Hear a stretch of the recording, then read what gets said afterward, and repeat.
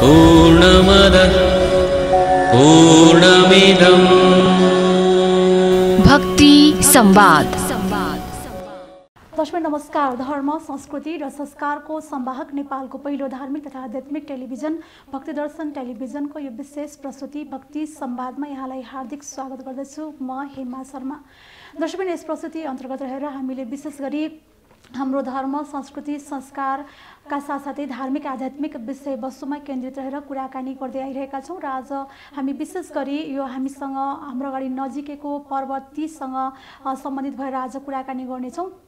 विशेष गरी यो धार्मिक पौराणिक तथा सांस्कृतिक हिसाबले अत्यन्तै महत्त्वपूर्ण रहेको पर्व यो तीज हुँदाहुँदै पनि पछिल्लो समय केही विकृति विसङ्गतिले गर्दाखेरि यसको मौलिक स्वरूपमा नै परिवर्तन आएको छ र यसप्रति चाहिँ सबै मान्ने जनमानस चाहिँ एउटा यसको वास्तविक स्वरूप चाहिँ के हो भनेर यसको तात्पर्य के हो लगायतका विषयमा चाहिँ बुझ्न अत्यन्त नितान्त आवश्यक छ। हामी विशेष गरी तीजको मौलिक यो चाहिँ स्वरूप कस्तो हो र यसको धार्मिक सांस्कृतिक यो पौराणिक महत्त्वहरू के कस्ता रहेका छन् र हामीले चाहिँ यसलाई कसरी सम्पादन गर्नुपर्छ लगायतका विषयवस्तुमा केन्द्रित रहेर कुराकानी चर्चा परिचर्चा गर्न गइरहेका छौँ र आज हामीसँग अतिथिको रूपमा रहनुभएको छ प्राध्यापक डाक्टर देवमणि भट्टराई। उहाँ चाहिँ वाल्मीकि विद्यापीठको धर्मशास्त्र विभागको प्रमुख पनि हुनुहुन्छ। हामी उहाँलाई स्वागत गर्न चाहन्छौँ। नमस्कार, यहाँलाई हार्दिक स्वागत छ। धन्यवाद। नमस्कार।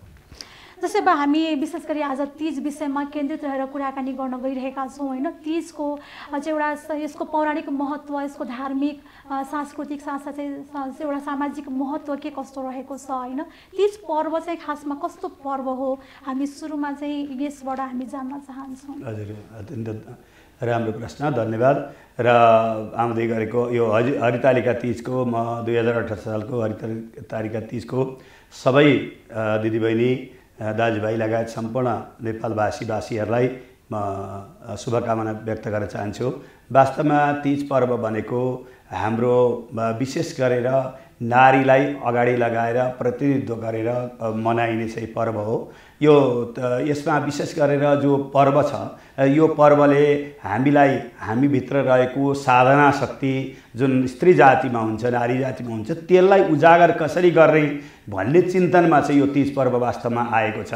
र यसले के गर्छ भनेदेखि साधनामय तपोमय जो जीवन छ नारी जातिहरूको, त्यो जातिलाई चाहिँ विशेष गरेर यसले उत्थान गर्नुपर्ने र यतातिर चाहिँ उनीहरूको उन्नति प्रगति अनि सँगसँगै गरेर भगवानसँगको तादात्म्यको जो सम्बन्ध हो त्यो सम्बन्ध कसरी कायम गर्न सकिन्छ साधनाको पृष्ठभूमिमा। यतातिर अब लौकिक जुन मान्यता हाम्रा छन्, धर्म संस्कृतिका कुराहरू र हामीले जुन माग गर्ने कुराहरू, असल पतिका कुराहरू भए, असल सन्तानका कुरा भए, यी सबै कुराहरू त यसैभित्र समाहित हुन्छन्। तर साधनाको जो चेष्टा हो यो तीजले चाहिँ हामीलाई विशेष गरेर नारीलाई साधनामय जीवन बिताउन चाहिँ यसले एक किसिम सन्देश दिन्छ र प्रेरणा पनि गर्दछ र सँगसँगै नारी उत्थानका कुराहरू पनि यसभित्र चाहिँ अन्तर्निहित वा लुकेका पनि छन्। त्यसो अब यो भनिन्छ यसमा चाहिँ यो पुरुषहरूलाई चाहिँ साधना गर्नु नपर्ने अथवा अहिले पछिल्लो समय चाहिँ नारीलाई मात्रै शोषण गरेको, दमन गरेको लगायतका कुराहरू पनि उठ्न थालेका छन् तीज विषयलाई लिएर होइन। निराहार पतिको लागि व्रत बस्नुपर्ने, एउटा राम्रो पतिको कामना नारीले गर्नुपर्ने लगायतका कुराहरू पनि उठ्छन् के। अनि यसमा चाहिँ के भन्न चाहनुहुन्छ? हजुर, यस्तो अब यसमा चाहिँ हामीले चाहिँ त्यो अलिकति बुझेनौँ।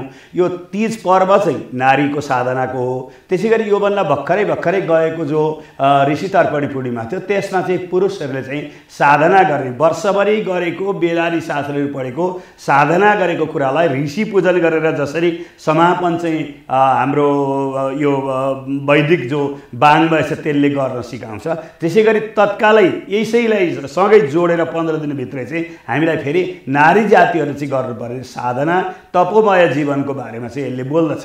त्यसकारण यसले त्यो कुरालाई चाहिँ इङ्गित गरिराखेका हुन्छ। अब जहाँसम्म व्रत चाहिँ नित्य र काम्य दुई प्रकारका हुन्छन्। नित्य व्रतले कुनै पनि कामना राख्दैन, भगवानप्रति भक्तिभाव मात्रै प्रकट गर्छ, साधना मात्रै चाहिँ देखाउँछ।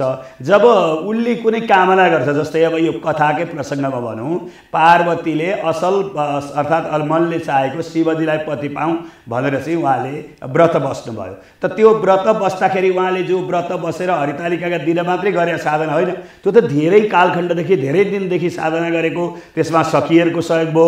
भगवान्ले चाहिँ विष्णु भगवान्ले हरितालिका, हरिले चाहिँ भगवान् विष्णुले एउटा तालिका बनाइदिनु भयो, नियम बनाइदिनु भयो, रुटिन बनाइदिनु भयो। त्यो अनुसार चाहिँ त्यो तालिका अनुसार चलेको हुनाले हरितालिका पनि भनिन्छ।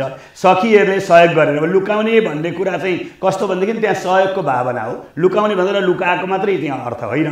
त्यहाँ चाहिँ साथीहरूले पार्वतीलाई महादेव पति पाउन चाहिँ के कस्तो सहयोग गर्नुपर्छ, बुवासँग चाहिँ अर्थात् भगवान् हिमालय पर्वतसँग त्यहाँ बोल्नु पर्यो होला, त्यहाँ चाहिँ केही कुराहरू सिक्नु पर्यो होला, संवाद भयो होला। ती कुराहरू चाहिँ कथावस्तु अथवा अहिलेको हामीले आधुनिक मान्छेहरूले बोल्दैनौँ, तर त्यहाँभित्र पनि संवाद छ कि शिवजी नै उहाँले चाहनुभएको छ त्यो दिनुपर्छ भनेर एउटा किसिम नारीको एउटा स्वतन्त्रताको प्रतिकार पनि, एउटा स्वतन्त्रताको लागि जो मातापितासँग चाहिँ बोल्न पर्ने जो भावना हो त्यो पनि त्यहाँ व्यक्त भएको छ। अनि रुटिन अनुसार चाहिँ चलेको हुनाले त्यो शिवजी चाहिँ पति पाऊँ भनेर उहाँले गरेको हुनाले होला त्यहाँ अब केही भन पनि भयो होला, विशेष कुराहरू पनि आयो होला। ती कुराहरूलाई एउटा सामान्य कुराले चाहिँ के गर्छ भने सन्निहित गर्ने हुनाले ती कुराहरू यहाँ बाहिर कथाको विषयवस्तु पनि आउँदैन। तर त्यो नआउनुको तात्पर्य भनेको त्यहाँभित्र साथीहरूले पनि सहयोग गरे, स्वयं पार्वतीले पनि त्यो कुरालाई चाहिँ मनन चिन्तन गरेर मातापितासँग चाहिँ सम्झिने सम्झाउने कुरा गरेर अन्तिममा मातापिताको नभनेको नमानेको कारण यस्तो देखिए तापनि वस्तुतः त्यहाँ चाहिँ कतिपय कुराहरू चाहिँ समझदारीमा चाहिँ भगवान् शङ्कर चाहिँ पति वर्णन गर्नुभयो। उहाँ अर्को एउटा विशेष यहाँ भन्नुपर्ने कुरा चाहिँ के भने पार्वतीको चाहिँ विवाह भएको थिएन, कुमारी हुनुहुन्थ्यो। त्यसैले कुमारी अवस्थामा गरेको व्रत भएका कारणले उहाँले पति पाउने चाहिँ जुन चाहना हो त्यो चाहिँ गरेका रोजेको पति पाउने, आफूले चाहेको चाहिँ पति पाउने चाहिँ कामना उहाँले गर्नुभयो र त्यो पाउनुभयो। अब त्यसपछि गृहस्थमा परिसकेपछि पनि स्वयंवर पनि भनिन्छ नि, आफूले चाहिँ स्वयंले वरलाई चाहिँ अब त्यो स्वयंवर भने चाहिँ एकदम अब कस्तो भनेदेखि आफूले वरलाई चाहिँ उ गरेको रोजेको भन्ने अर्थ लाग्छ अहिलेको स्थितिमा। तर त्यहाँ स्वयं चाहना गरेको व्यक्ति पाउनु त्यो चाहिँ ठुलो कुरा थियो। त्यसपछि त उसका विवाहका विधि भए, जस्तो भगवान् श्रीकृष्णले पनि जब रुक्मिणीलाई हरण गरेर ल्याउनु भयो, हरण गरिसकेपछि के गर्नु त विवाह विधिद्वारा विवाह गरेर मात्रै भित्र्याउनु भयो। त्यसैले अब दुईजना भयो मिल्यौँ भनेर मात्रै भएन, त्यहाँ विवाहको विधि जुन हो कन्यादानको विधि भएन। भगवान् श्रीकृष्णको विवाहको प्रसङ्गमा पनि त्यहाँभन्दा अथवा विवाह विधि भने त्यहाँ विवाहको प्रसङ्गमा पनि आउँछ, त्यो विवाहको पुस्तकमा पनि त्यहाँदेखि उताका चाहिँ पति पत्नी भएर श्रीमान श्रीमती भएर गर्ने अनेक यावत लाभाहनदेखि लिएर गरेका कृत्यहरू गर्नुपर्छ।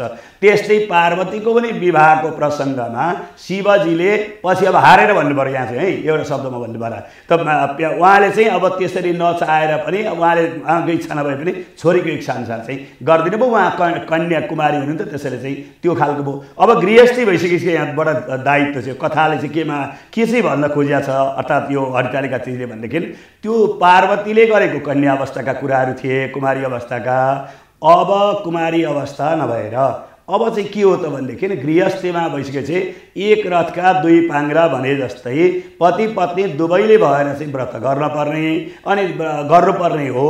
र सामान्यतया यो सनातन धर्म शास्त्रले श्रीमान श्रीमती दुईटैलाई भएर नै सबै व्रत अनुष्ठान गर्नुपर्ने भन्ने हुन्छ। अब अहिलेको आक्षेपको कुरा चाहिँ के छ भनेदेखि यो स्त्री जातिले मात्रै चाहिँ गर्नुपर्ने भन्ने हो। त्यो चाहिँ पुरुषको आलस्यता अथवा स्त्रीले चाहिँ जगाउन नसकेको अवस्था यस्ता कुरा आएका हुन्। तर व्रत पूर्तिका लागि त श्रीमान श्रीमती दुवैको आवश्यकता पर्छ। अर्धाङ्गिनी हो, अर्धोवै सपुरुष भनेको छ वेदमा, अर्धोवै सपुरुष भनेको छ। त्यो चाहिँ आधा मात्रै हुन्छ र जबसम्म विवाह गरेर उसले सँगै सहकार्य गर्दैन। त सहकार्य चाहिँ गर्नका लागि व्रतमा पनि गर्नु पर्यो, अनुष्ठान गर्नु, पूजा पनि गर्नु, श्राद्ध आदि इत्यादिमा पनि सबैको चाहिँ आवश्यकता पर्छ। त्यसैले यहाँ त्यो एक किसिम आक्षेप जस्तो भन्दा पनि अलिकति आलस्यका कारणले यो कुराहरू अहिले समाजमा देखिएका हुन्, यति मात्रै होला जस्तो लाग्छ। यो चाहिँ बुझाइको कमी हो र यसमा बुझ्न र यसमा वास्तवमा गर्नुपर्ने पति पत्नी दुवैले व्रत हो। शिव पार्वतीको उहाँ अगाडि चाहिँ हजुर शिव पार्वतीको हामीले फोटो राखेर चाहिँ पूजा गरेर संयुक्त रूपमा पूजा गर्ने, संयुक्त गर्ने। अनि हामी एकल त हुनै सक्दैनौँ, त्यसैले हामी पनि शिव पार्वती स्वरूप जस्तो छ त्यसै गरी हाम्रो पनि वर्षको बालबच्चा भए ती सहित राखेर पनि पूजा गर्नुपर्छ। यदि त्रुटि भएको छ भने यो कुरा हामीले सच्याउन सकिन्छ। जस्तै अब पुरुषहरूकोमा यहाँले भने जस्तै होइन ऋषि तर्पणी भनिन्छ, त्यसमा ऋषि पञ्चमी भनिन्छ होइन। दुवै एउटा महिलाको लागि पनि ऋषिसँगै जोडिएको पर्व छ र पुरुषको लागि पनि ऋषिसँगै जोडिएको पर्व छ होइन। यो ऋषि तर्पणी ऋषि पञ्चमीमा चाहिँ के अन्तर छ? अब यसमा चाहिँ के छ भनेदेखि अलिकति दायित्वको हिसाबले घर गृहस्थको बढी भार स्त्री जातिमा अनि यो बाह्य जगतको कुराहरू चाहिँ पुरुष जातिमा पढ्ने लेख्नुपर्ने, विदेश जानुपर्ने, अनि अथवा चाहिँ भनौँ न कहीँ केही गरेर पनि उसले कमाउनु पर्ने, त्यो खालकोमा बढी परिवारको भरण पोषणका लागि चाहिँ लाग्दाखेरि उसले गर्नु पर्यो। त्यसका लागि सबभन्दा अब के हो त भनेदेखि साधनामय जीवनमा त के हुन्छ भनेदेखि जो वेदादि शास्त्रहरू पढ्ने, अनि त्यो पढेको तदनुकूलको आचरण गर्ने, तदनुसारको अनुष्ठान गर्ने, त्यसबाट आर्जन गर्ने। त ऋषिहरूलाई हामीले वेद पढ्नका लागि आरम्भ गर्ने दिनमा चाहिँ ऋषि तर्पणी गरिन्छ। त्यो ऋषि तर्पणी गर्दाखेरि के हुन्छ भने उनीहरूबाट चाहिँ ऋषिबाट आशीर्वाद लिनुपर्छ।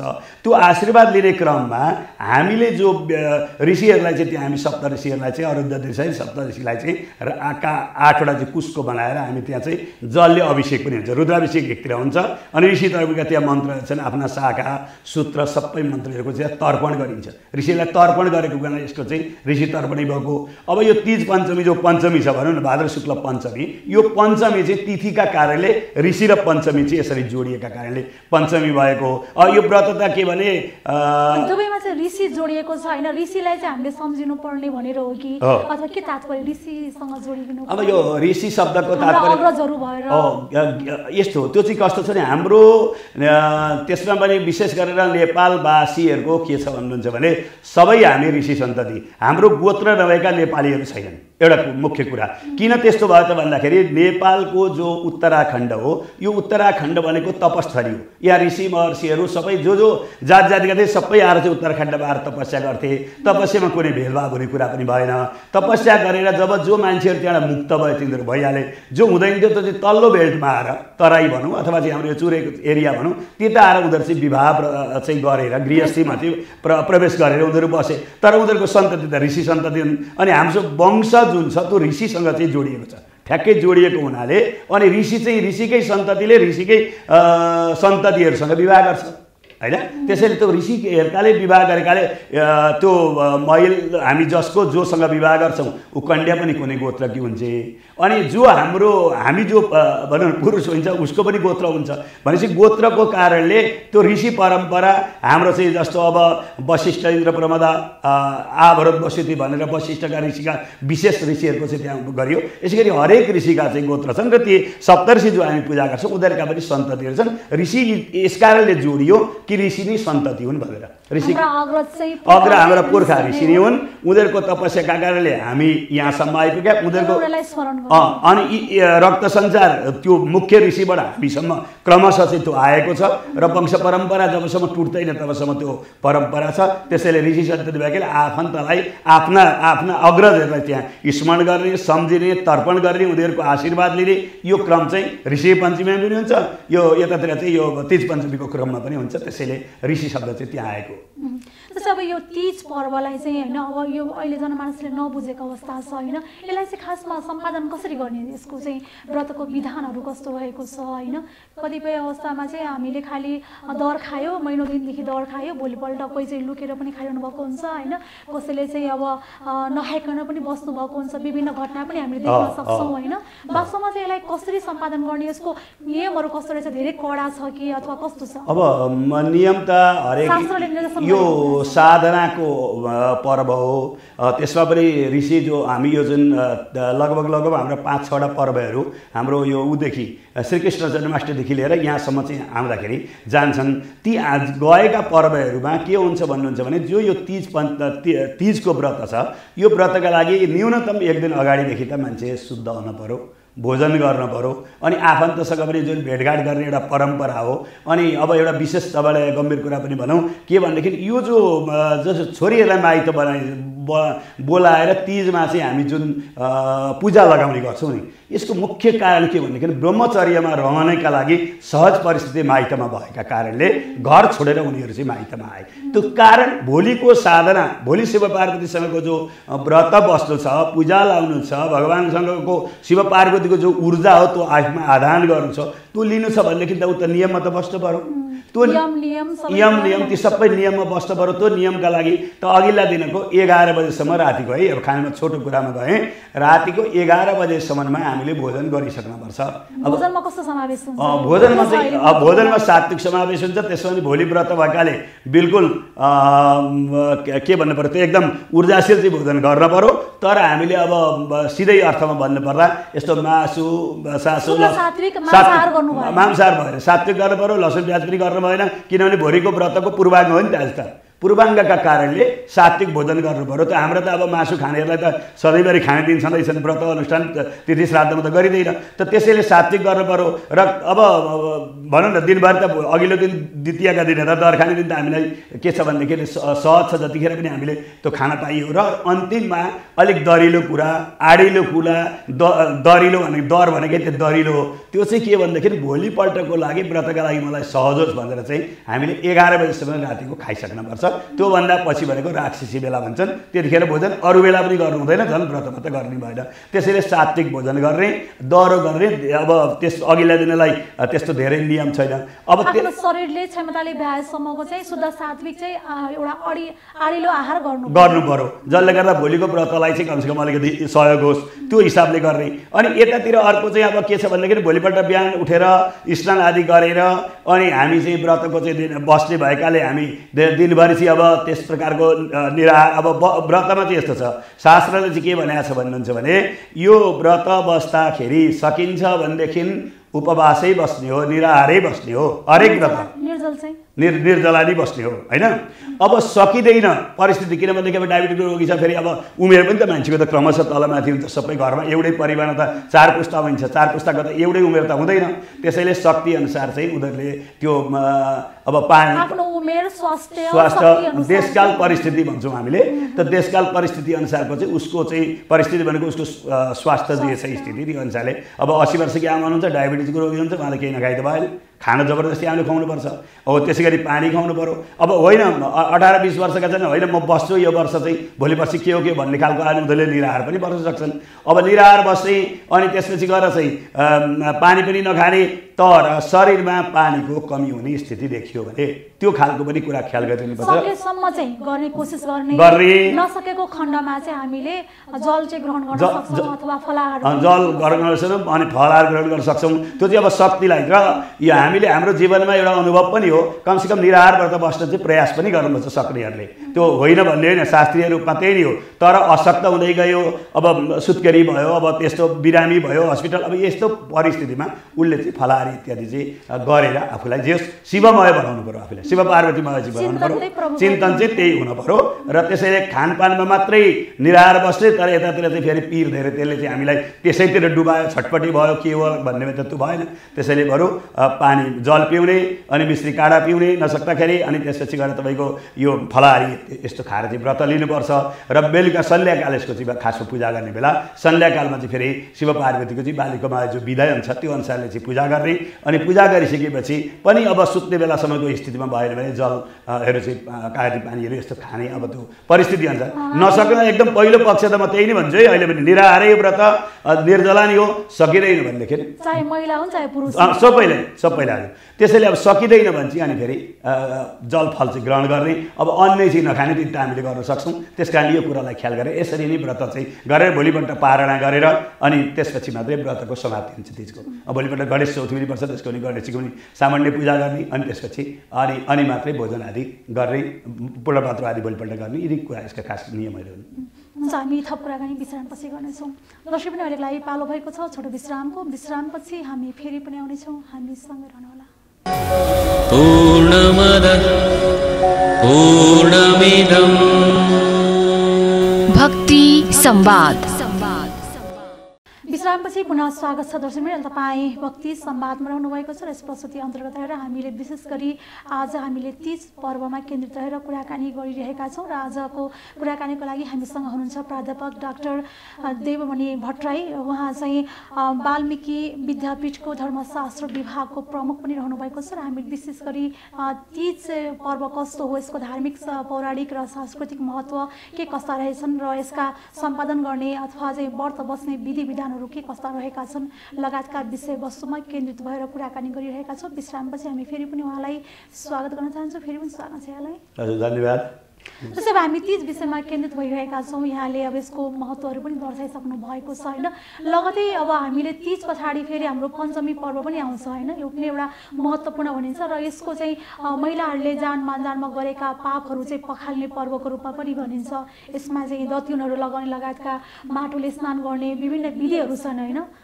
यो चाहिँ कस्तो खालको यो पर्व भनौँ अथवा चाहिँ यो विधिविधानलाई के मान्न सकिन्छ? यो वास्तवमै पाप पखालिन्छ? अब बडा राम्रो प्रश्न गर्नुभयो। अब हाम्रो जो तीज र पञ्चमी एक किसिम जोडिएकै पर्व हो। तीज र पञ्चमी भनेको स्त्री जातिहरूलाई नै अगाडि बढाउनका लागि त्यसलाई चाहिँ गर्ने एउटा प्रोत्साहन गर्ने नै पर्व हो।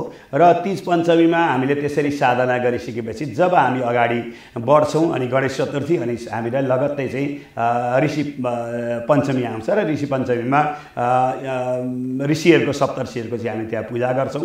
र त्यो पूजा गर्दाखेरिका धेरै प्रक्रियाहरू यहाँले भने जस्तै अघि नै जो 365 प्रत्येक दिन हामीले लगाउनु पर्ने जुन दति हुन्छन् अपमार्गको दति हुन्छ त्यो लगाइन्छ। वास्तवमा यो आयुर्वेदको अलिकति गुणगान अथवा आयुर्वेदका कुराहरूको ज्ञान नभइकन हामीले यो पर्वमा चलाइने पदार्थहरूको बारेमा त्यति धेरै जानकारी राखिँदैन। नराखेका कारणले हामी के भन्छौँ जस्तो पनि यो यस्तै होला उस्तै होला भनेर भन्छौँ। जस्तै माटो गोबर अनि त्यसपछि गएर शुद्ध माटो हुनु पऱ्यो, शुद्ध गोबर हुनु पऱ्यो, त्यसपछि गएर अनि यो दतिवन यी सबैको महत्त्व चाहिँ के छ भन्नुहुन्छ भने हाम्रो स्वास्थ्य विज्ञानसँग सम्बन्धित छ। अब हाम्रो चाहिँ प्राकृतिक उपचार पद्धति अनि अर्को चाहिँ के छ भनेदेखि यो जुन स्त्री जातिहरूको जिम्मेवारी विवाह भयो अनि यतिमा मात्रै सीमित छैन। त्यसपछिको अगाडिको जो घरमा विवाह भएर गइन्छ त्यस घरको वंशको उन्नति प्रगति सँगसँगै आफ्नो त्यहाँ वंश भनेर उसको मात्रै भन्ने केटा पक्षको मात्रै भन्ने होइन, आफ्नो परिवारको उन्नति प्रगति पनि त्यहाँ जोडिएको छ। त्यसैले अब जस्तो प्रकारले वृक्ष रोपो त्यसो फल लागेर भने जस्तो काम दिँदैन। त्यसै गरी सन्तानको जो चाहना हो उपलब्धि हो त्यसका लागि पनि प्रयत्न गर्नुपर्छ, वंशवृद्धि अनि त्यसको चाहना गर्नुपर्छ। त्यसको चाहना स्वाभाविक हुन्छ।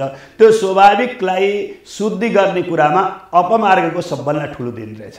अपमार्गको जो हामी दतिउन गर्छौँ वास्तवमा हामीले निमको जो दतिउन प्रतिदिन गर्न पर्ने होइन त्यो हामी गर्दैनौँ, अपमार्ग गर्दैनौँ। यसले गर्दा हामीलाई अहिले डायबिटिज आदि गरेका कुराहरूको जो समस्या छ नि क्रमशः बढ्दै गएको छ। विभिन्न रोगहरू चाहिँ हाम्रो यो संस्कृति संस्कार हामीले भुल्दै गएर ती प्रयोग भएका वस्तुहरू हामीले प्रयोग नगरेका कारणले जो हामीले दतिउन निमको गर्छौँ भने मलाई जहाँसम्म लाग्छ त्यो दतिउन गर्दा निमको चाहिँ हाम्रो काठले दतिउन गऱ्यौँ भने त्यसले हाम्रो यो डायबिटिज भन्ने रोग त प्राय आउँदैन। किनभने तितो पदार्थ त्यसमा बढी हुन्छ, चिनीलाई त्यसको मात्रा तेलले काट्दछ, दाँतलाई पनि स्वस्थ बनाउँछ अनि गिजालाई पनि बलियो बनाउँछ, यी काम गर्छ। अब यसै गरी अपमार्गले पनि यी गुणहरू चाहिँ के गर्छ भनेदेखि यो गुणहरू अपमार्गमा पनि छन्। अब स्त्री विशेष गरेर यो दतिउनको प्रक्रियामा अपमार्ग फेरि स्त्री जातिहरूलाई बढेको छ। त्यसमा गर्भाशयको शुद्धि पनि सँगसँगै छ। यसमा हामीले जो दतिउन गर्छौँ दतिउन गरेर हामीले एक दिन मात्रै गऱ्यौँ यो दिन होइन, यो 365 दिन प्रतिदिन नै गर्ने कुरा हो। 365 वटा गर्ने चाहिँ 365 दिन नै गर भनेर प्रत्येक दिनको प्रतीक हो, प्रत्येक दिनको गर्ने प्रतीक हो। हामीले एक दिन गऱ्यौँ त्यसले गर्दा हामीले गर्दैनौँ, यसो टोक्यो गऱ्यो यस्तै गऱ्यौँ 365 पनि गऱ्यौँ यस्तै यो गयो। त्यसले गर्दाखेरि हाम्रो जो गर्भाशयको शुद्धि हो र अब जति पनि रक्त विकारका कुराहरू छन् त्यसमा निमको पनि त्यति नै भूमिका छ, अपमार्गको पनि त्यति नै भूमिका छ। त यी भूमिकाहरूलाई हामीले वहन गर्न नसकेका कारणले बुझ्न नसकेका कारणले र अब शुद्ध चाहिँ हामीले त्यो नगरेका कारणले नै यी छन्। त्यसैले अब हामीले चाहिँ स्त्री यो रजस्वलाको शुद्धि मात्रै होइन, जब रक्त विकार तपाईँको शुद्धि हुन्छ रजस्वलाको जो प्रक्रिया जुन गर्भाशयको शुद्धि त्यो स्वतः हुन्छ। त त्यो कारणले त्यसका लागि चाहिँ यो अपमार्गको चाहिँ प्रयोग त्यसै गरी माटो लगाउने जो प्राकृतिक चिकित्साको विधि छ हामी डाक्टर गएर एक हप्ता बस्नुपर्छ प्राकृतिक चिकित्सालयमा गएर, त्योभन्दा त कमसेकम हामीले यसलाई प्रक्रियामा लग्यौँ भनेदेखि त्यो हुन्छ। र यस कारणले त्यसपछि अब ऋषिको चाहिँ के छ भन्नुहुन्छ भने ज्ञान र संसारको जो पारङ्गत पाउने तत्त्व भनेको ऋषि हो। ज्ञान पनि प्राप्त गर्नु पर्यो र यस संसारबाट चाहिँ मुक्त पनि हुन पर्यो। त्यसका लागि त्यो स्त्री पुरुष भन्ने छुट्टिँदैन, त्यो दुईटैमा ऋषि पञ्चमी र ऋषि तर्पणीमा हो, त्यो दुईटैमा चाहिँ त्यो हामीले जुन पूजा गर्नुको तात्पर्य नि त्यही हो कि यो ज्ञानको र ज्ञानको पराकाष्ठमा पुर्याउने पनि ऋषि तत्त्व हो। अनि यो लोकबाट मुक्ति प्राप्त गर्ने पनि त्यो तत्त्व, त्यसको चाहिँ पूजा गर्नका लागि त शुद्ध हुन पर्यो, भुक्ति मुक्ति भनौँ, यो लोकको सुख र परलोकको। र अब यसको त्यसका लागि त गतिविधि जुन छन् ती गतिविधिहरू हामीले त्यो रूपमा सञ्चालन यदि गरेनौँ भने हाम्रो के हुन्छ त भनेदेखि त्यसबाट चाहिँ हामीले शुद्ध हुँदैनौँ। शुद्ध नभएपछि हाम्रो शरीर शुद्ध हुँदैन, गर्भाशय शुद्ध हुँदैन, रजस्वलाका प्रक्रियाहरू शुद्ध हुँदैनन्। ती सारा कुराहरूलाई चाहिँ हामीले अब अहिले कुमारी आर्ष वृत्ति आर्ष यस्ता भोजन यस्ता चाहिँ हामीले औषधि खानुपर्ने कारण पनि तिनीका हामीले कुराहरू हुन्, नियमहरूलाई नमानेका कारणले हो। र अब त्यसरी शुद्ध भइसकेपछि बल्ल हामी सप्तऋषिहरूको चाहिँ हामी चाहिँ पूजा गर्छौँ। पूजा गरेपछि त्यसरी फेरि हामी भोजन चाहिँ त्यो गर्दैनौँ, फेरि भोजन श्रीमानले पकाएर खान दिने भनेर पनि एउटा चलन छ। फेरि यो हलो नलागेको खानेकुरा खाने पनि भनिन्छ। यो श्रीमानले खान दिने भनेको चाहिँ एउटा आत्मीयता सामिप्यताको अथवा चाहिँ प्रेम सद्भावको लागि हो कि कस्तो हो यो चाहिँ? होइन, यहाँले भनेको पनि 100% सही हो, आत्मीयता हो। अर्को कुरा चाहिँ के भने व्रतका त अनुष्ठान हुन्छन् हो, यसैमा त हाम्रो यहाँ यो सनातन धर्मले स्त्री र पुरुषलाई बराबरी मान्यो। त्यस दिन चाहिँ कमसेकम उसले आराम गर्नुपर्ने, उसलाई चाहिँ त्यसरी भनौँ न बिहानदेखि एउटा थकाइ पनि हुन्छ, त्यहाँदेखि भएर उसको चाहिँ व्यवहारिक रूपमा उनीहरूले श्रीमानले चाहिँ अलिकति खटेर उसलाई सहयोग गर्नुपर्ने, उसले पकाएर खानिदिनु पर्ने, हलो नलागेको चाहिँ खानुपर्ने होइन। त्यो सामा धानहरू यस्तो भन्छन्, तिल्की चामलहरू हुन्छन्, कर्कलो, अब यस्तो चाहिँ ऊर्जाशील पदार्थहरू चाहिँ खानिदिनु पर्यो। त्यसको चाहिँ आगामा चाहिँ कमसेकम त्यो आगो रातबाट टाढा राख्नु पर्ने। त्यस कारणले त्यो गर्दाखेरि के हुन्छ भने उनीहरूको चाहिँ एकदम जो बिहानदेखि गरेको अनुसार त्यो पूर्ति हुन्छ। त्यसमा श्रीमानको सहयोग चाहिन्छ। त्यसैले श्रीमानले अथवा घरका मान्छे भनौँ न, अरू नि लोक मान्छेले प्रायः पकाएर खानिदिने यस्तो खालको परम्परा शास्त्रले निर्दिष्ट गरेको छ। अन्तमा चाहिँ यो तीजले र यो पञ्चमीले पर्वले दिन खोजेको सन्देश चाहिँ कसरी चाहिँ मान्छेले बुझ्न सक्ने, यसको वास्तविकता के हो त यो? अब यसको चाहिँ के हो भनेदेखि सहकार्यमा जो गृहस्थ धर्ममा रहनेहरू हामी छौँ, हामी गृहस्थ धर्ममा रहनेहरूको सहकार्य हुनुपर्छ, मन पनि मिल्नपर्छ, ती व्रत तीर्थ आदिमा पनि हामी दुईटैको साथ हुनपर्छ। त्यसैले अहिले हामीले उदासीनताका कारणले स्त्रीलाई मात्रै लगाइदिने भन्ने खालको गऱ्यौँ। यो सारा कुराले के छ भनेदेखि अब त्यो व्रत बस्दाखेरि 16 श्रृङ्गारमा स्त्री फेरि हुनपर्छ है, यसको चाहिँ व्रत। अब अहिले हामी जो तिलहरी इत्यादि जो छड्कातिर ल्याउँछौँ त्यो नाइभन्दा तल हुन्छ, त्यस्तो लाउने होइन। यसै गरी हाम्रो जो चाहिँ 16 श्रृङ्गार छन् त्यो चाहिँ युक्त भएको चाहिँ पूजा व्रतमा चाहिँ उनीहरू हुनपर्छ। त्यसका लागि त समय पनि लाग्छ, पुरुषले सहयोग नगर्ने त्यो सम्भव हुँदैन। त्यसैले पूजा पनि सँगै बसेर गर्नुपर्छ भनेपछि सहकार्य अनि हाम्रो चाहिँ यो साधनामय तपोमय जीवन र त्यसमा चाहिँ दुईटैको बराबरी हात छ। त्यस कारण यी पर्वमा चाहिँ गर्नुपर्ने जुन हामीले पर्वमा गर्नुपर्ने जुन कृत्यहरू हुन् त्यसमा दुईटैको सहभागिता हुनपर्छ भन्ने नि यसले दिने सन्देश। र परम्परा पनि त्यही थियो, बिचमा अलिकति टुटेको हुनाले र अलिकति बाहिरी अब यो अहिलेका विभिन्न कोडबाट यो कुरालाई विश्लेषण गर्ने क्रममा चाहिँ हामीले मुख्य कर्म चाहिँ छोडेर अनि हामी त्यतातिर लाग्यौँ। र यसमा चाहिँ यसले दिने सन्देश नाचगान, भैली देउसो, देउसी जो इत्यादि नाचगान भनौँ न, विशेष गरेर सांस्कृतिक रूपमा जुन हाम्रा पोखरेबित्त एउटा पर्व हो र नारी सशक्तिकरण कसरी अगाडि बढाउन सकिन्छ भन्नेमा पनि एउटा खालको त्यसमा सोच चिन्तन चाहिँ बढाउनका लागि चाहिँ यो तीज र पञ्चमीले चाहिँ हामीलाई सन्देश त्यस्तो प्रकारको दिएको छ। अन्तमा के भन्न चाहनुहुन्छ हजुरले दर्शकवृन्दहरूलाई? म त दर्शकवृन्दहरूलाई त यही भन्न चाहन्छु, यहाँ लगायत सबैमा म हार्दिक शुभकामना यो तीज पञ्चमीको दुईटै पर्वको। र सँगसँगै हामीले वास्तवमा जुन हामीलाई अहिले बहकाउन लागेर बाह्य जुन जगतले यो यस्तो भयो तिमीहरूको अधिकार छैन उ छैन भन्छ त्यस्तो होइन। हाम्रो पूर्वीय दर्शनले सहकार्यका लागि जुन जोड दिएको छ त्यसमा हामीले कुरा बुझेर र त्यसभित्रका जुन धार्मिक सन्देशहरू हुन् ती सन्देशहरूलाई हामीले पालना गर्न सक्यौँ भने हाम्रो जीवन ऊर्जाशील छ।